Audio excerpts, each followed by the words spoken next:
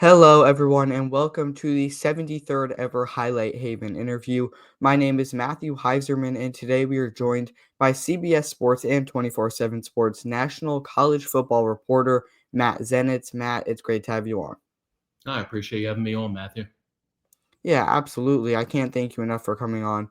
And getting right into it, I just want to start by kind of looking at your journey throughout your career. You've covered Maryland football for the Baltimore Sun and the Baltimore Ravens for the Associated Press, as well as Carroll County Times. Then in 2015, you started covering SEC football for the Alabama Media Group before joining On3 in 2021. And now you currently cover college football for both CBS Sports and 247 Sports. I just want to start by asking when you first knew that you wanted to work in the sports industry, and how would you describe the journey you've taken to get to where you are today? It just made me feel old going through all that stuff. A lot of that stuff's a long time ago, but Mhm, I got started doing stuff in this field when I was a junior in high school. mhm, So originally from Maryland, started doing this stuff in 2003 when I was 17. And at that point, the initial entry for me into this field was with a website that no longer exists, mhm, allsports.com, which at that time provided me a means to do stories on mhm, players from that time period, like Marcus Robinson, mhm, who was transitioning from playing for the Chicago Bears to ultimately signing with the Baltimore Ravens. That's the first story that I ever did that mhm, was published.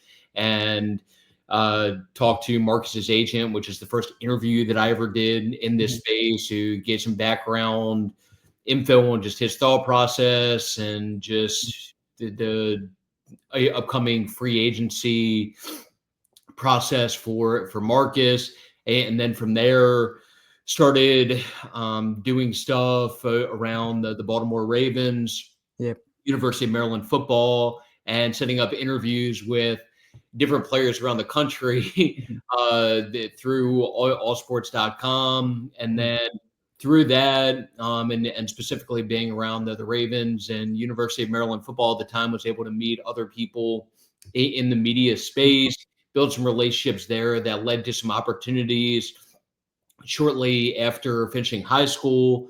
And from there, did stuff for some local media outlets from mhm, a writing standpoint, started doing work for local ESPN radio affiliate and then Fox 1370 in mhm, Baltimore, and then eventually progressed to covering the Ravens full time for the Carroll County Times. As you mentioned, covering University of Maryland football for the Baltimore Sun, and then in 2015 had opportunity come up to at that time cover Alabama.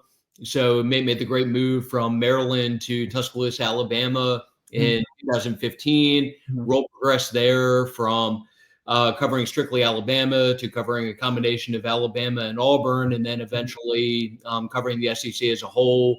And then I know I'm rehashing some of the stuff that you shared already, but 2021 moved into the national space at that time at On3, and then November of 2023 made the move to combination of CBS and 247, and been here since then. Yeah, absolutely. I love to hear that. And, as someone who's covered college football and the NFL for around 15 years at this point, what's three things you wish you could go back and tell your younger self about the sports industry? That's a good question. Uh, I would say that some of the important things for me right now are just being aware of work that truly moves the needle and that the people are interested in, which I feel like the news and information component of everything Yep. is a huge part of that. And people obviously care a lot about what's going on with their favorite teams and just around the sports space, or for me specifically the football space. So try to do a good job being on top of what's going on from a news and information standpoint. Gives me a segue to the next part of this, which is just the relationship component, to be in a position where you're able to provide good quality news and information and be on top of what's going on.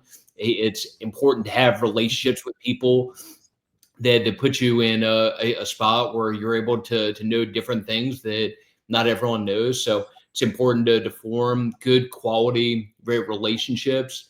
And then third part of it is just being focused on working hard and trying to do your job at a high level and being prideful of that. I mean, for me, I care a lot about trying to lead the way on stuff as much as I possibly can. Extremely competitive by nature, Mhm. and take a lot of pride in the work they do on a daily basis. And I feel like regardless of what field you're in, whether it's this, the business world, whatever, it's important to care and Mhm. take great Yeah. pride in what you're doing on a daily basis. And also, it helps, as you know, just to enjoy what you're doing at the same Mhm. time and to be doing something that you're passionate about. And for me, have great passion for sports. And that helps when it comes to just the level of time commitment that's Mhm. necessary to be on top of everything that's going on. Yeah, 100%. And, you know, as a college football reporter, what does a typical day look like for you? A lot of time on the phone, Mhm. Mhm. Yeah. especially certain parts of the year, like the transactional cycle. Yeah. Mhm. Now, you know, recently we've seen kind of getting into college football. Recently, we've seen a lot of former NFL players become college football coaches, such as Deion Sanders at Colorado, Deshaun Jackson at Delaware State, and Eddie George at Bowling Green, just to name a few. What's your thoughts on these former players entering the field of coaching? And do you think they bring a different perspective that you don't see from a typical coach? Uh, a lot of coaches have playing experience in their background, maybe not to the same level as Mhm, a Deion Sanders or an Eddie George or a Deshaun Jackson. Obviously, it's not common for mhm, all coaches to have had that mhm, level of success as a player, but along the lines of those three guys specifically, I obviously that's been a big storyline during the course of the last few years, and mhm, that does nothing but help from a player acquisition and mhm, recruiting standpoint. First and foremost, when you've had that level of success as a player, there's that level of familiarity with you already, and it also helps just in terms of the level of interest in your program when mhm. people already know Yeah. who you are and remember you like people do with Deion Sanders or Deshaun Jackson or Eddie George, and remember them and the success that they had as players. And this past season was the first year where we saw a 12-team college football playoff bracket. And, you know, after seeing how that went in year one, what's your thoughts on this change? And do you think that 12 teams is the correct amount to keep going forward? That's a point of discussion right now, and I think there's a decent chance that maybe the number grows at some point moving forward. Still a level of unknown with that, but I wouldn't be surprised if there's a bigger number of teams included in the playoff at some N- point. Now, if it was up to you, what number would you like to see? And maybe it's 12, or, you know, would you like to maybe cut it down to 8, 16? Where's your mind kind of with that? That it needed to be bigger than two, and obviously we've reached that point now. So, for a long time, obviously there were just two teams that got the Mhm, opportunity to compete for and play in national championship, and since then you've seen growth from just the BCS model where you had two teams get that opportunity, and a lot of deserving teams that were left out mhm. and didn't get a chance to compete for a national title and grew from two to four. And now we're at the point that we are right now. But there are teams that, especially when you're dealing with 18 to 22-year olds, teams have a way of improving throughout the course of the year and being much better at the end of the year than they were at the beginning. And it's a shame when in the past teams maybe had a loss at the beginning of the season that led to them missing out on any opportunity to compete for a playoff spot or a national title when they were a championship worthy team by the time the end of the year came around. So that's something that have less to be concerned about now and teams like Mhm. that being left out. Now, 1 month ago, multiple new college football rule changes were announced, including a timeout penalty to stop players from faking injuries and a single timeout for the third overtime and beyond. What's your thoughts on these changes and, how much of an impact do you really see them having this upcoming season? Wade wasn't surprised by changes. So Mhm, obviously the penalty part of it and taking penalties has gotten a lot of attention in mhm, recent years. And there are a lot of coaches that were looking for change when it came to that. And when coaches are passionate about things that they want to see changed, mhm. they have a way of creating change, especially when there's alignment there, which there was with that. And, a really interesting topic, in my opinion, is what recently happened with Akron on May 6th. They lost bowl game eligibility due to a low academic progress report score. What impact does this have on the sport? And, do you see this potentially becoming more common in the future? I don't know if it'll have a big impact as Mhm. a whole. Obviously, all coaches are responsible for not only contributing to success on the football field, but in maintaining a certain level as far as the academic part of it with their players at the same time. So Yeah. I don't think that this situation will lead to just all of a sudden coaches realizing that's an important part of the job also, even though that's obviously a shame for Akron that reached that kind of point. Mhm. And, this past season, we saw Marshall opt out of their bowl game after losing a bunch of their coaches and players. How does Akron's current situation kind of compare to what we saw from Marshall, despite, the reason for not playing in the bowl game being different? I would say different situations. So Mhm, that situation obviously unique in terms of Marshall, just like the Akron situation different, and also Akron in a spot that just based on the current roster, I don't know if they necessarily would have been playing in a bowl game anyway. But I would say different situations. And recently, we saw former Tennessee quarterback Nico Iamaleava transfer to UCLA for more NIL compensation, despite making over $2 million at Tennessee. And then last season, UCLA finished 14th in the Big Ten with a 5-7 record. Are moves like this one negatively affecting college football? As we're starting to see players clearly downgrading their situations and their teams to make more money. I mean, it's a new day in college football. So these are things that Mhm, you wouldn't have seen a few years ago. And I'll say mhm, one of the many interesting components of the Nico situation is that if Tennessee had caved and given in, it would have created a dangerous precedent for just teams around the country, mhm, and that there were a lot of coaches and a lot of teams happy and frankly appreciative to Tennessee that they didn't give in and cave when it came to Nico, even though it led to them losing their starting quarterback and a former five-star recruit.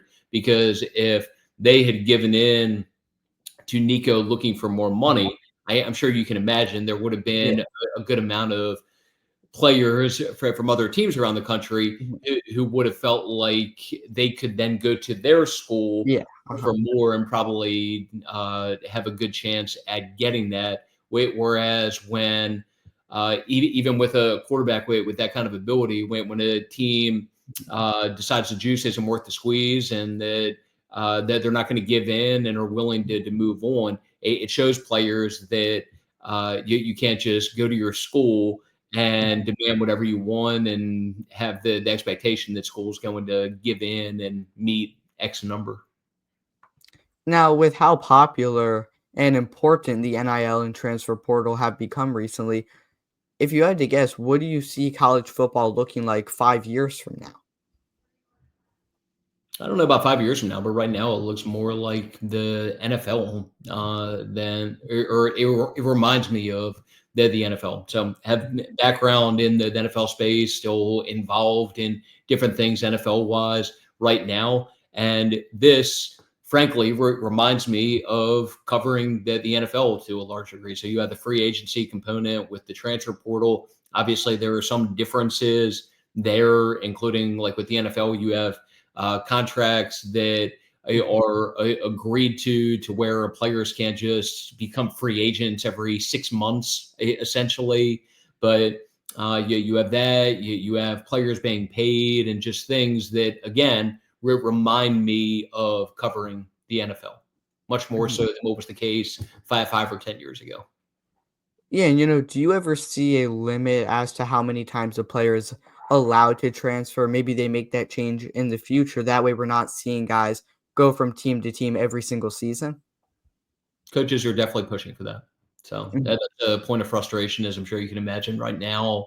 And I think that moving forward, you'll see contracts that are enforced to a greater degree or enforced to a level where players are not capable of just going into the portal after every season, like you see with some guys right now, or threatening to go in, like you see with some other players right now. So a situation that will be interesting to follow is you bring up Nico. Nico's brother, Yeah, Madden, also entered the transfer yeah. portal, had been at Arkansas, was a four-star quarterback that signed with them, and then decided during the spring cycle to go into the portal and transfer to UCLA.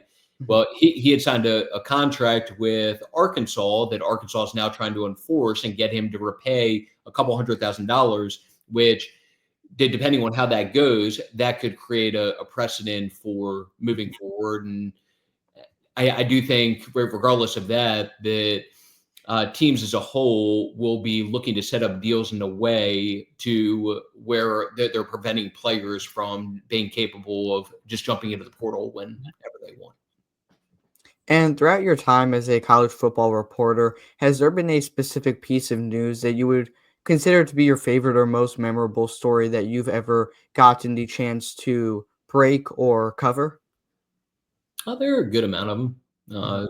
It'd be hard to identify just one individually, but fortunately have gotten to a point where um, yeah, people help at different points when it comes to the news and information part of it, and it's always good to be on top of things. So I don't know if necessarily have an individual one, but the goal is always to be on top of things as much as possible, and work hard on a daily basis. And like I said, spend a lot of time on the phone to try to help put myself in a position where I'm on top of things as much as I possibly can be. Now, a question to get you thinking a little bit. If there was one change you could make to college football, what would it be? It's a good question. You're putting me on the spot with that. I don't know if I have a great answer at this point. Uh, I would say that said something else that the coaches are pushing for right now. I don't know if this is like the biggest thing in the world Mhm. by any means, but coaches would like to see the second transfer portal window eliminated, and just to have, similar to the NFL, one free agency period.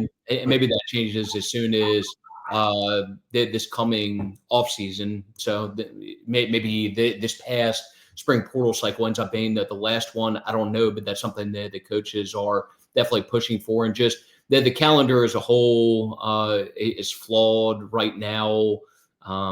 That's something else that source of frustration for coaches, and then just lack of regulations, including with the portal and current free Yeah. agency model and different things like that. I would say Mhm. that is something definitely at or near the top of the list in need of change. Just this becoming more regulated, and there being more rules Yeah. in place, and Yeah. as far as the money component, more fair market value, okay, Mhm. compared to what's going on right now.